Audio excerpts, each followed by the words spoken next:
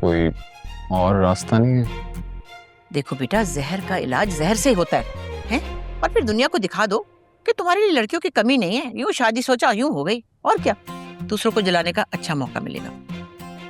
लड़कियों से तो मेरा एतबार वैसे ही उड़ गया। दादी पे तो एतबार है ना तुम्हें, मेरा बच्चा। दादी का आप पे ही तो एतबार है। तो बस देख लेना, यूं चुटकी बजा के तुम्हारी शादी करवा दूंगी मैं। हाँ ठीक है दादी, जहाँ आप कहेंगी, जिससे कहेंगी कर लेंगे शादी, आंखें बंद करके। एक दफा आंखें खोल के लड़की को देख लेना। तुम्हारी तरह आंखें बंद करके आंखों पे पट्टी बांध के नहीं करूंगी मैं अपने बच्चे का रिश्ता।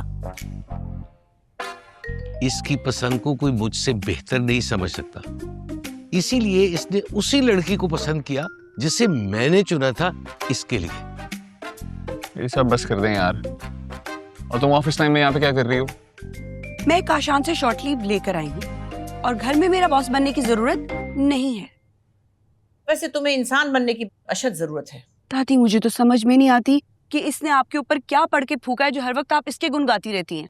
वही पढ़कर फूका है जो इन साहब ने तुम पर पढ़ के फूका है, जो तुम्हें अच्छे बुरे की तमीज ही नहीं रही। तमीज नाम की कोई चीज हमने पाई तो नहीं आपके पास, तो इसके पास कहां से आती? भूल गई वो?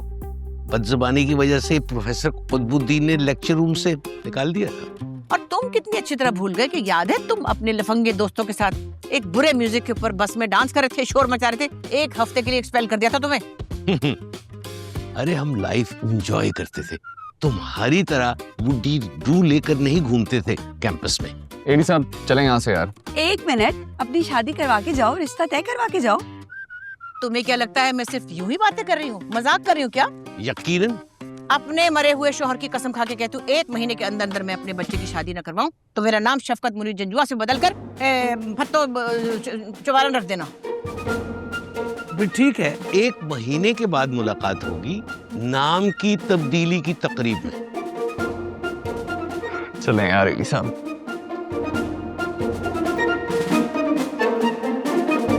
यार एडी साहब, क्या जरूरत क्या आपको बात बात पे तमाशा खड़ा करने की? अरे तमाशा तो अब वो लगाएगी एसएम जंजुआ तुम्हारा, जब वो अपने जैसी ढूंढ के ले आएगी तुम्हारे लिए। मंजूर है, लूली लंगड़ी बहरी अंधी सब मंजूर है, सब चलेगा। काश तुमने इस बुड्ढे पे भी ट्रस्ट किया होता तो इतना ख्वार ना होते। तो ट्रस्ट आप पे सारी जिंदगी नहीं करूंगा अब। मत करो, लेकिन इस बार तुम पछताओगे। नागन से ज्यादा जहरीली है वो औरत, मैंने भुगता हुआ है, तुम जानते नहीं हो, ये किसी किताब में नहीं लिखा हुआ। पछता लूंगा मैं, लेकिन जो मेरी दादी है ना वो मुझे पछताने नहीं देंगी, आप फिक्र ना करें। कुछ ज्यादा सगी नहीं बन रही आप उसकी? तो और क्या करूं, उस बेचारे में यतीम मिस्कीन मासूम का है ही कौन। हाँ, उसका अपना सगा दादा तो पार्टी बदल के लोटा बन गया। और उस मासूम ने मेरे साथ क्या किया था वो भूल गई आप? नहीं, सब याद है मुझे, उसकी बेवकूफी और तुम्हारी चालाकी सब याद है। ये वो कहाँ है इसके चचा और चची? वो करे ना रिश्ता, आप क्यों ढूंढ रही हैं उसके लिए? क्यों? तो तुम्हारा रिश्ता उसका जो बुढ़ा खूसट दादा है वो ढूंढ रहा है, मैं मर गई हूँ क्या? तुमने सारी जिंदगी मुझसे ज्यादा दूसरों को अहमियत दी है। कौन दूसरे एडी साहब, कौन दूसरे? आपके अलावा मेरा था कौन? गिनवाए जरा।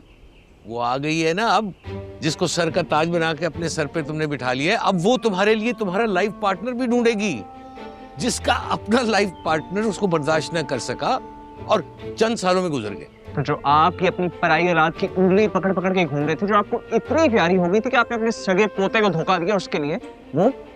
मैंने किसी को धोखा नहीं दिया, मैंने वो किया जो तुम डिजर्व करते थे। मैं क्या डिजर्व करता था ना आपको पता लग जाएगा, बल्कि सबको पता लगेगा, सबको पता लगेगा मैं क्या डिजर्व करता था। हाँ, वो ढूंढ के लाएगी तुम्हारे से बड़ी ऊंची फैमिली का रिश्ता।